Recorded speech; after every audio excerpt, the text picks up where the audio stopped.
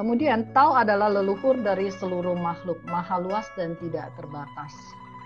Ya, di depan-depan juga sudah dibahas bahwa Tao yang melahirkan seluruh makhluk, maka disebut leluhur dari seluruh makhluk hidup, tidak terbatas dan maha luas. Kemudian Tao menumpulkan yang tajam dan menyelesaikan perselisihan. Karena Tao adalah roh suci kita, maka roh suci kita adalah Pate, ada keluhuran yang tidak terbatas, kearifan yang tidak terbatas, maka sebenarnya tidak akan ada ruang untuk kita untuk bertindak tajam. Bertindak tajam ini maksudnya itu adalah sombong, pamer, ya, atau sikap-sikap yang membenci, dendam, marah, iri, dengki, itu sebenarnya tidak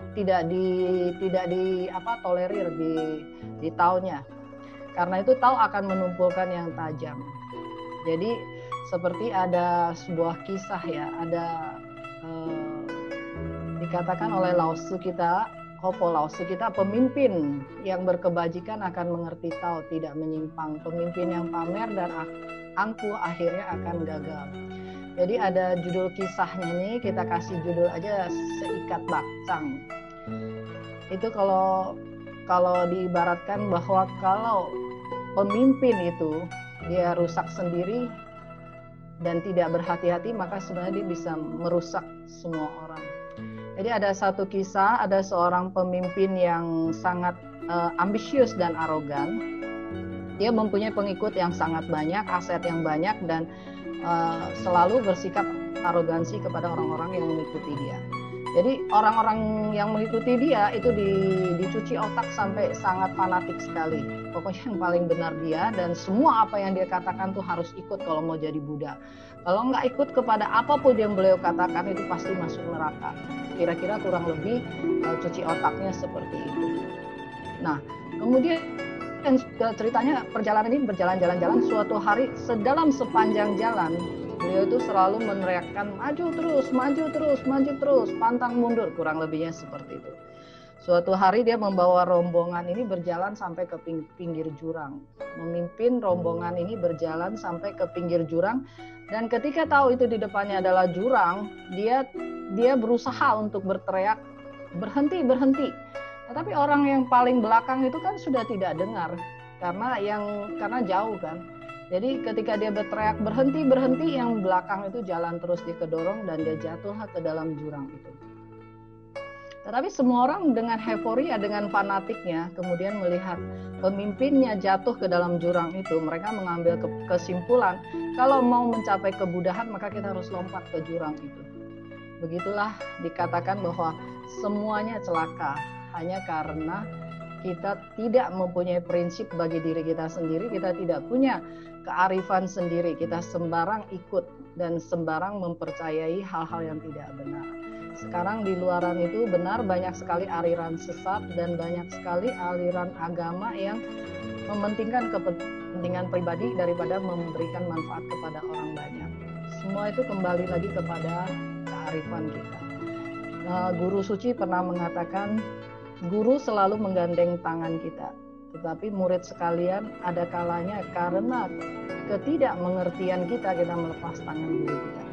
Karena itu jangan lakukan itu, karena Tao menumpulkan yang tajam dan menyelesaikan perselisihan. Apabila seseorang itu pamer, ya, maka dia akan menimbulkan kerisauan dan menyesatkan orang lain. Maka Tao akan menyelesaikannya. Tidak ada keuntungannya bagi orang itu sombong dan pamer. Karena kita semua, apa sih yang kita sombongkan? Apakah kita pamer ini ada gunanya? Orang lain menginginkan apa yang kita punya, itu adalah kegagalan. Kalau yang benar adalah orang mau kaya, orang mau banyak, mau punya kesenangan, itu rupanya dia. Kita boleh turut berbahagia kepada dia. Kalau kita ketemu dengan orang yang miskin, orang yang susah, kita boleh berbagi dengan dia. Yang benarnya adalah seperti itu. Jadi ketajaman kesombongan di dunia ini hanya mengakibatkan perselisihan, karma buruk.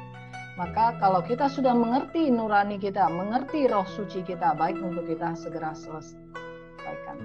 Jangan kita lanjutkan lagi.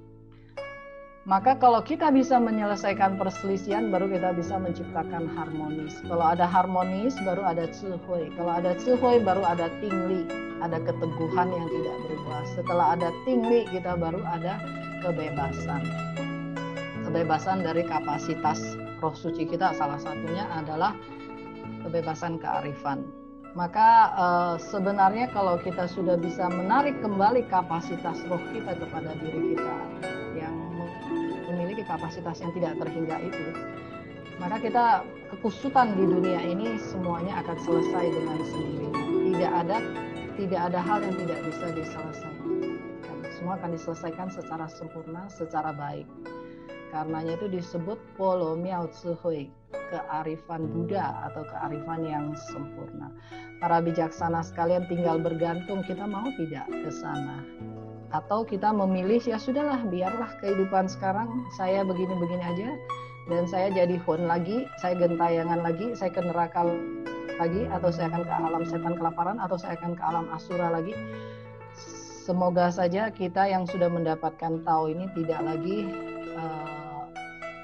lagi sesat seperti itu.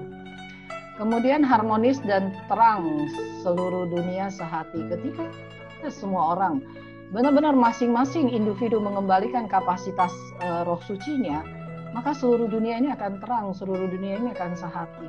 Dunia ini diselamatkan dari bencana, dari penderitaan, dari kesedihan. Otomatis semuanya bergantung kepada kita semua orang. Di dunia ini tidak ada satu orang yang hebat. Karena kalau ada yang masih belum memancarkan terang, belum balik ke roh sucinya, berarti kita juga sama, kita hidup di dunia yang sama. Kita akan menderita sama-sama. Makin banyak yang syutao, kita akan semakin baik. Makin berkurang yang syutao, yang mengembalikan kapasitas rohnya, bencana semakin banyak. Kita ada di bumi yang sama. Kita mendapat kemudahan yang sama, tetapi kita juga akan mendapat penderitaan yang sama. Misalnya contohnya COVID ini datang. COVID ini datang, kita semua menderita. Tidak ada orang yang tidak menderita. Semua orang disusahkan. Karena ini adalah urusan besar. Karenanya itu membina diri adalah dengan sungguh-sungguh menghargai rezeki besar yang kita dapat. Manusia itu suka melanggar nuraninya karena menganggap repot ya. Melanggar nurani itu mesti sekui. Sekui itu mesti merugikan diri sendiri dulu. Makanya banyak yang tidak suka. Orang lebih suka apa? Tan pieni. Orang lebih suka tan pieni biren. Oh, kalau yang penting saya bisa menang, saya celakain orang lain tidak apa-apa. Tapi itu adalah salah. Karena kembali kepada hakikat Tao itu sendiri, kita tetap tidak akan mendapat keuntungan apa-apa. Contohnya saja rezeki yang didapat dengan cara yang tidak halal, keluarnya tidak halal. Keluarga yang saling bertengkar dan tidak menyisahkan ruang untuk saling menyayangi, harmonis, maka tidak akan mendatangkan kebahagiaan apa-apa. Karma yang berat tidak akan selesai. Semuanya itu bergantung kepada apakah kita mau untuk mengembalikan kapasitas roh kita. Karenanya itu para bijaksana sekalian, dikatakan lagi oleh Lao Tzu, beliau sepertinya Tao ini kekal abadi. Kembali menggunakan kata sepertinya itu adalah untuk menghindari dualisme, pemikiran yang dangkal. Kemudian dikatakan saya tidak tahu anak siapa gerangan. Manusia di dunia ini suka penasaran, suka berpikir begini. Kalau kita mengatakan bahwa Tuhan itu ada, lalu ada yang mengatakan bahwa lalu Tuhan itu anak siapa? Siapa yang melahirkan Tuhan? Tuhan itu laki-laki atau perempuan? Ada pertanyaan-pertanyaan seperti ini akan muncul. Karena apa? Keterbatasan kearifan kita. Kita hanya mengenal dan terikat kepada bentuk. Kita tidak tahu sesuatu yang cengkungnya. Karenanya itu pertanyaannya akan mengarah ke sana. Lao Tzu malas melayani hal yang demikian. Karena bila bertanya seperti itu berarti orang ini belum memahami. Karena itu beliau mengatakan saya tidak tahu anak siapa gerangan. Beliau tidak suka berdebat. Kalau seorang pembina sejati itu tidak pamer dan tidak debat. Kalau seorang pembina, seorang yang pintar, dia suka berdebat. Dia suka merasa, oh ini benar, ini nggak benar. Itu karena dia terlalu pintar. Tapi pintar tidak berarti adalah dia arif. Di dunia ini tahu sudah ada sebelum ada penamaan. Karenanya itu Lao Tzu bilang saya tidak tahu. Memberikan nama pun itu secara terpaksa supaya bisa melintaskan umat manusia, supaya bisa menyadarkan umat manusia. Kemudian manusia di dunia ini memberikan namanya juga berbeda-beda. Para bijaksana sekalian tahu itu adalah kekal abadi. Laumu itu adalah yang induk atau leluhur dari roh suci kita, ibu dari roh suci kita, boleh dikatakan demikian. Karenanya itu tidak ada keraguan. Kalau tidak ada keraguan, maka kita sudah saatnya kita menyadari dan kemudian menampakkan roh suci kita yang sebenarnya dan membiarkannya berperan. Tao atau Tuhan sudah ada sebelum penamaan. Jadi kita sebut Xian Tian ya. Xian Tian itu nirwana. Nirwana itu sudah ada sebelum pembentukan Qi Tian ataupun Xiang Tian. Qi Tian itu alam dewa dewi ataupun semesta raya ini. Makanya disebut Xiang Tian. Xiang Tian itu Xian Tian, maaf. Xian Tian itu berarti sudah duluan ada. Jadi maupun kita memberikan nama Tuhan, mau memberikan nama beliau adalah Allah atau Laumu atau apapun, atau tahu sekalipun, itu sudah ada sebelum penamaan di dunia ini, karena merupakan leluhur dari seluruh penciptaan di seluruh semesta raya ini dan merupakan induk dari roh suci kita dan kekal abadi. Para bijaksana sekalian, karenanya kalau kita tidak bisa kembali kepada bentuk wujud semula kita, kapasitas semula kita yang paling sedih pasti adalah Laumu. Sampai pada saat sekarang ini Laumu pun tidak berhenti merindukan kita semua. Laumu pun tidak berhenti berusaha membimbing kita agar bisa kembali menjadi roh suci kembali. Bukan menjadi arwah gentayangan kah, atau hun dari hantu kah, atau menjadi hun daripada hewan kah, atau menjadi arwah penasaran kah, bukan yang seperti itu. Mengharapkan setiap makhluk kembali kepada kapasitas kebudahan. Semua roh suci datang dari nirwana, maka seharusnya bisa bergandengan tangan kembali ke nirwana. Kita di dunia ini sudah mendapatkan sanpao, 3 mustika. Minggu yang lalu Hoshe berdiskusi dengan Chen Jiangshi. Chen Jiangshi mengatakan bahwa sebenarnya Laumu kasih kita sanpao harusnya ada gunanya. Kenapa kok rasanya kita sesuatu yang begitu berharga itu kayak kita nggak bisa mempraktekkannya karena kita nggak paham menggunakannya. Para bijaksana sekalian, sanpao itu sangat luar biasa sekali menggunakannya. Karena mustika yang pertama itu adalah pintu suci. Jelas itu adalah pintu tempat dari roh suci kita. Dalam kitab metafisika dikatakan bahwa roh suci kita ada di pintu suci. Tidak keluar juga tidak masuk, tetapi mengendalikan seluruh sistem dari raga kita, tidak ada henti-hentinya. Jadi petunjuk tentang pintu suci itu sangat luar biasa sekali. Itu adalah kunci kita mencapai kebudahan. Yang kedua, mustika yang kedua, perkataan suci, mantra suci. Mantra suci ini adalah Li Qi Xiang, adalah merupakan dharma sejati, adalah merupakan mantra sejati yang bisa membawa kita kepada kapasitas roh kita. Jadi kalau kita ada waktu senggang, misalnya kita setelah seharian kita beraktivitas, kita pulang, kita latih pernafasan kita, dan kemudian kita berikan waktu kita 10 menit untuk membaca, mengulang perkataan suci kita, maka itu sistem kita akan otomatis turun. Kalau kita paham maknanya adalah 5 perkataan suci kita ini, maknanya adalah wan yin fang xia yin pusen.